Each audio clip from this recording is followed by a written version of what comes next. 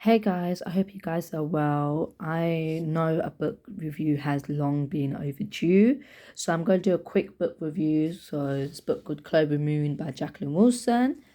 This is the blurb for anyone who is interested in reading it.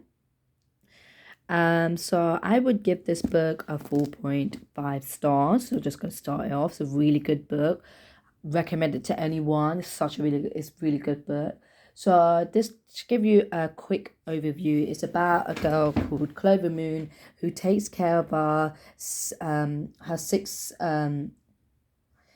siblings. So she's got five half, with another one on the way who's called Sammy, five half siblings, and then her sister Meg. So she takes care of them and she plays with them, and she also plays with the other children in the neighborhood where she lives in a very poor neighborhood called Crips Alley. So she plays with the other children as well. So it's really lively. She plays with Jimmy Wheels, this other character, Darth Mo, and some other children as well.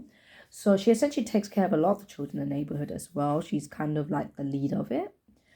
She lives with her father, who works at a factory workhouse, and then she lives with a stepmom called Mildred, who treats her very poorly. So she deals with a lot of the blows that Mildred gives. So she does. So this is where she does live in this very poor, unstable household. So yeah, she takes care of the children rather than the stepmom herself. It's because she has household duties and also is pregnant with a child who's coming along the way called baby Sammy. And anyway, so what happens is her sister Meg dies of scarlet fever, and she doesn't feel like it doesn't feel like her home anymore without Scarlet. So she essentially runs away because she was also getting very much abused by Mildred. So she no longer feels like it was her home. She doesn't feel safe anymore. So she runs away and she goes to this home run by Sarah Smith, who appears in Hetty Feather book called Home for Destitute Girls, and she meets other characters who are also being abandoned. Other characters who also been abandoned and by their own homes as well. So we have Sissy, who appears in Hetty Feather book as well, if you know her. And she have other characters like Jane. She also meets Marianne, who hasn't been very nice to her. So she does meet characters, people didn't want nice to her. And then she has her teacher, Mrs. Ainsley, who provides her education in this home. So what I really like about this book, so let's just say the con is it was really hard to get into in the beginning because it was a children's book, and just some of the sentence, like, it was just really hard to get into. As you guys, some of you may know, I had this book since Christmas. Well, I was mainly because I was reading another book called The Inheritance Game, and I was really got to delve into that. But these, some of the chapters, so it's quite similar to the Hetty Feather series because it's set in the Victorian era. But some of the chapters, some of the book, like in the beginning, was just really hard to get into. So, but I have finished this book. But I have finished this book, obviously, and I've read this. I finished this a while ago. So sorry, guys, I really should have done this book review. So it was really hard to get into at first, but then once you start reading it, it becomes so enjoyable. Like, it was so fun to read. So what I like most about it is the children's story, the children's perspective. Clover spent a lot of her time with the children in the neighborhood. She spent a lot of time playing with her siblings, playing with Megs, and it was really nice to get this fresh perspective. Really nice to get this fresh perspective from the children. You could kind of grow up, you kind of not forget, you kind of realize that you don't have this child anymore. And when I read this and seeing this through the book, I find it so enjoyable, so refreshing. I just, like, I really like it. It's so good to read. And when she runs away to Home for Destitute Girls, there is that provision and importance of providing young girls education, because in the Victorian era it was mainly boys who goes to school. And it also happens in the other book, which comes after this, is called the book called Rose Rivers. I don't know if there is I don't know if it's here, but it's just the next book. So I have the book here. So Rose Rivers. So there where girls don't get much education. So she gets her education. She learns her subject. She learns about her maths, English, handwriting, and about religion. So I always can see that Clover from the book, she wasn't very aware of a lot of things. She was quite smart, but she wasn't obviously you have to understand that she only learned it through from books who she meets in previously before she ran away from the character called Mr. Dolly. He is such a lovely character, so I'm gonna get into him later. But yeah, so that's all she got it from, but she didn't actually go to school, and neither did their half siblings. So it's really talking about Jacqueline was talking about the importance of education here. So that's why I liked about this book. A lot was covered in like wasn't like it's not even a lot, like there's not much, like it looks a lot, but it's actually not. So a lot is covered in such a short story. Makes it like it's such a good read as well. Nothing was a waffle. So and with the character Mr. Dolly, I just want to say I love his character. Jacqueline Wilson really shows a disabilities here. Mr. Dolly was born with a hunched his back is more curved towards when he's born, so he does unfortunately get discriminated.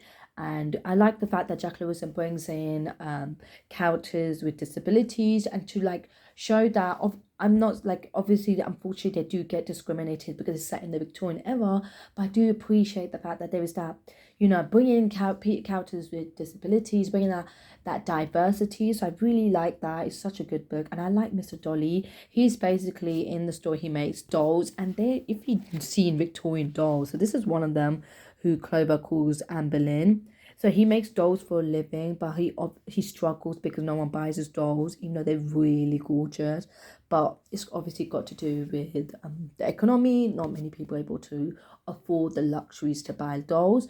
But that's what he makes for a living, and a lot of people make fun of it because it's just not a stereotypically masculine job.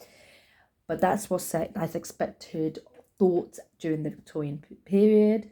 So, but I love his dolls. I think they look amazing. Like the way to describe it, and even the pictures he made one for Mr. Rivers bought it, so it appears in the Rivers book. The character called Mr. Rivers, who is an artist. He bought a doll for his daughter Beth, and this is how the doll looks like. And yeah, so we have a lot of good characters appearing. So we have Sarah Smith, who appears in Hetty Feather. We have Mr. Rivers, who's like I said, an artist. He is the one who takes care of Clover in the end, and then it ends off because we don't know what happens, and then we'll soon find out in this book as well. So honestly, highly recommend.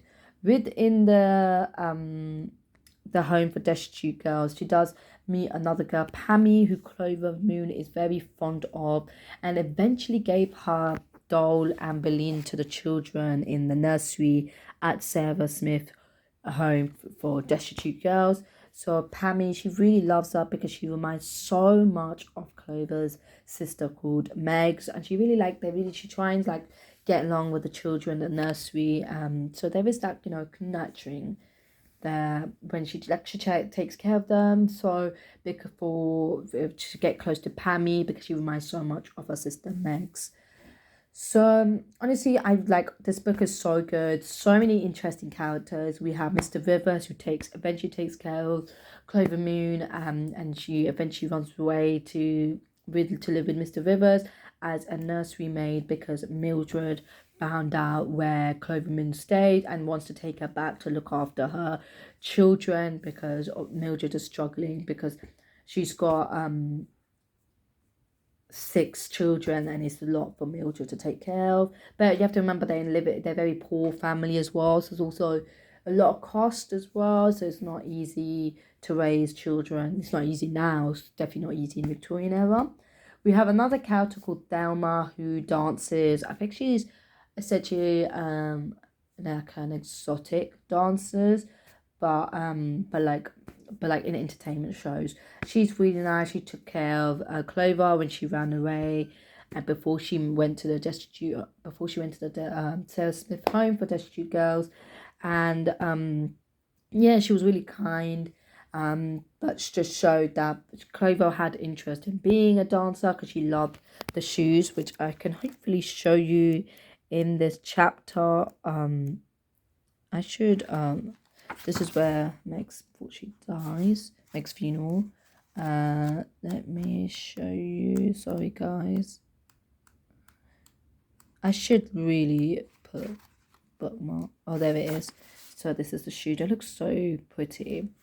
But anyway, so this is why I made Clover Moon was interested in dancing, but Thelma gave the reality is it's just not for, it's not for everyone. It's hard work and you don't get paid a lot for the amount of work that you do as well. I feel like a lot of the Victorian aspects you can actually relate to the current times because we have cost of living, we have this conflict for pay, the things that we do, things that we work for, we don't get paid enough for the work that we do. There is a struggle in childcare. There is a struggle for food, housing. I think a lot of the Victorian stuff happens there is very much happening now. With just a lot of things going around, a lot of volatile times going around. So I just feel a lot of it, like there's a lot going in the world. And I feel like a lot of the things that happens in Victoria is quite similar because like with rising poverty, not everyone's getting the education. So, and it really, honestly, when I was reading that, I feel like it's no different to how the times are now because it's just so similar. Like the struggle is so similar. I feel like it really goes to shows that like times can really change and it can go backwards and forwards. Like we can either progress or we can really devolve as a society. Like not in a rude way. So it really is, that's what I'm saying, that I really like this book, which makes this realistic characters, realistic stories, really good book to read. That's why I gave it a 4.5 stars. The reason why I didn't give it 5 stars was because it was hard to get into, and that was the only reason. I just didn't feel like I could give it 5 stars when took me a while to read because I had this in December and I couldn't really get past the first 2 pages. I could barely get past the first chapter. I could barely get past the first 2 pages actually. So that was the reason why I gave 4.5 stars. But once I passed the first chapter, such an interesting story. It was so good. And the next book I'm reading currently, which is Rose Rivers. Nowhere near as interesting as Clover Moon. I haven't finished it. I'm still on chapter 15. It's such a big book. It's this where Clover Moon resides and works in the Rivers household, and then she obviously meets Rose Rivers. This happens in Clover Moon, by the way. I thought this book would be so interesting. It is so hard to really get into it. Like there was a lot.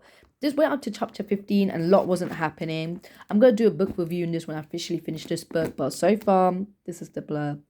That's for those that are interested. It's really about Rose River. She really wants to get a school because her twin brother goes to school. She feels left out. She just doesn't feel she feels very like contained in our middle class home. So it really talks about the perspective of a middle class Victorian girl. So this is the book about. I will do a full book review once I finish reading it. I haven't finished it. It's taken me a while to read. I literally rereading it every weekends. I literally read this book twice a week. It's so hard to get into. Nowhere near as interesting as this, but I will officially do a book review on this. Let me know what you guys think of this book. But yeah, so that is a wrap around with the Clover Moon. What happens? So when she runs away, she lives with the Rivers household, and then that is the end of it. And then we'll hopefully see what happens here. Clover Moon hasn't appeared yet, so hopefully I'll get to see her. So after this book is this book, Rose Rivers. So if you're not interested in reading Rose Rivers' book, you don't have to. Please definitely read this book though. This is so good. 4.5 stars. It's not even, this is higher than the Inheritance Game book, so this definitely says something. At least it's higher than the one Final Gambit book, I'm pretty sure. So yeah, so definitely this is worth the read. Okay, don't get put off by it because it's a children's book. You can't enjoy it. You can enjoy it. It's really it's so good, but I really enjoyed it. There was a lot of good characters. But anyway, that is it for the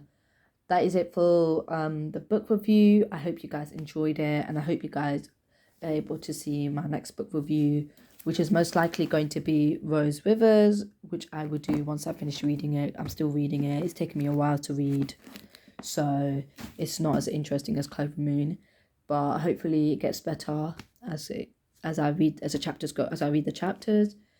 I hope you guys are well, and thank you for listening to my book review, and I hope to see you guys soon. Thank you. Bye.